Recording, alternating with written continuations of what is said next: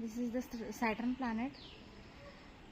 Why it looking like this? And it has so many moons are there. Some 274 moons will be there. That has to be, NASA has confirmed this one point. And sixth from the sun, and it is the second largest planet. ಯಾಕಂತಂದರೆ ಇದು ಶನಿ ಗ್ರಹ ಈ type ಯಾಕೆ ಕಾಣಿಸುತ್ತೆ ಅಂತಂದರೆ ಇದರ ಸುತ್ತ ತುಂಬ ಚಂದ್ರಗಳು ಕಾಣಿಸಿಕೊಳ್ಳುತ್ತವೆ. ಆಮೇಲೆ ಇದರ ಡೆನ್ಸಿಟಿ ಕೂಡ ತುಂಬ ಕಡಿಮೆ ಇದೆ, ನೀರಿಗಿಂತ ತುಂಬ ಕಡಿಮೆ ಇದೆ. ಅದರ ಸಲುವಾಗಿ ಒಂದು ವೇಳೆ ಇದನ್ನು ಭೂಮಿಯ ಮೇಲೆ ತಂದರೂ ಕೂಡ ನೀರಿನ ಮೇಲೆ ತೇಲುತ್ತದೆ. ಅಂತಹ ಒಂದು ಪರಿಸ್ಥಿತಿ ಕೂಡ ಆಗ್ಬೋದು, ಇನ್ ಕೇಸ್ ನಾವು ಊಹೆ ಮಾಡುವ ಪ್ರಕಾರ ಅಷ್ಟೇ.